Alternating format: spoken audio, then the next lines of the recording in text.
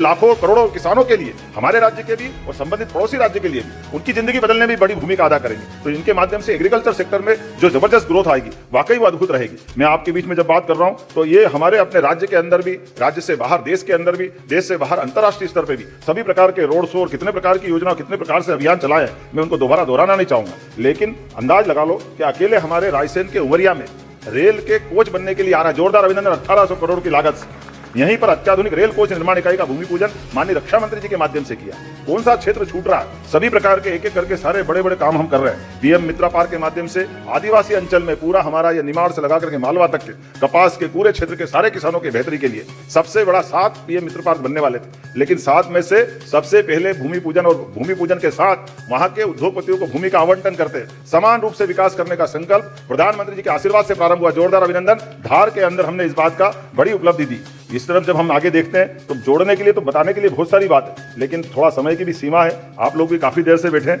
लेकिन आज हमने जब अपने इस स्थापना दिवस के साथ हमने कहा कि केवल जनरंजन का कार्यक्रम नहीं होना चाहिए, काम की बात भी होना चाहिए, और काम की बात से काम वाले लोगों को जोड़ करके जिनके अंदर रचना ऐसी बनाई कि हमारे इस उद्योग और रोजगार वर्ष के आधार पर भविष्य की 25 साल की दिशा कैसी होगी, उस दिशा में सुशासन कैसे आए, सरलता के साथ व्यापार व्यवसाय कैसे बढ़े, किए गए कमिटमेंट का पालन कैसे हो, और स्वनाम धन्य हमारे उद्योगपति भी आए और नीति आयोग के माननीय उपाध्यक्ष भी हमारे इस काम को बारीकी से देखे, समझे, और इसी के आधार पर जब हम इस दिन को अविस्मरणीय बनाना चाहते हैं तो कितने प्रकार से प्रयोग किए। राम मोहन जी, आपके बारे में बताना चाहेंगे। हमारी अपने अभी 9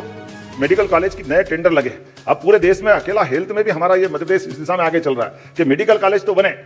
लेकिन मेडिकल कॉलेज बनाने में 25 एकड़ जमीन 1 रुपए में हम देंगे, और हमारा हॉस्पिटल 300 बेड का 10 साल तक चलाने के लिए देंगे। मेडिकल कॉलेज वो बना है पीपीपी मॉडल पर, और हमारा हॉस्पिटल चलाने के लिए डॉक्टर, मरीज, दवाई हम सब देने वाले। तो ये आम के आम गुठली के दाम, पैसा हमारा लगेगा नहीं, मेडिकल कॉलेज खड़ा हो जाएगा। ये जो लगातार हमने कई सारे नवाचार भी किए कि सरकार का एक एक पैसा सदुपयोग की दिशा में लगना चाहिए। इसलिए केवल इतना ही नहीं, हमारी खुद के भी हाईवे जो राजधानी से जोड़ने वाले, वर्तमान में जावरा से उज्जैन का, उज्जैन के बाद भोपाल तक का, इधर से इंदौर से अपना मध्य प्रदेश का राजधानी भोपाल का विंध्य एक्सप्रेसवे, ऐसे नए प्रकार के नए सेक्टर खोलते हुए इंडस्ट्री का भी और शहरीकरण के लिए भी बड़ी संभावना के हमारे। तो जैसे कि किसान साथियों आपने देखा और सुना, माननीय मुख्यमंत्री डॉक्टर मोहन यादव जी ने आज किसान भाइयों को लेकर कई बड़ी से बड़ी परियोजनाओं का शुभारंभ किया है। किसान भाइयों को कई बड़ी परियोजनाओं के साथ साथ प्रधानमंत्री किसान सम्मान निधि योजना का जो पैसा है माननीय मोदी जी 21वीं किस्त के रूप में सभी किसान भाइयों के खाते में बहुत ही जल्द ट्रांसफर करेंगे, और सोयाबीन अतिवृष्टि का जो पैसा है 8000 करोड़ की दूसरी किस्त वो इसी महीने आएगी। किसान साथियों, कार्यक्रम पूरा हो चुका है, फसल बीमा के अधिकारी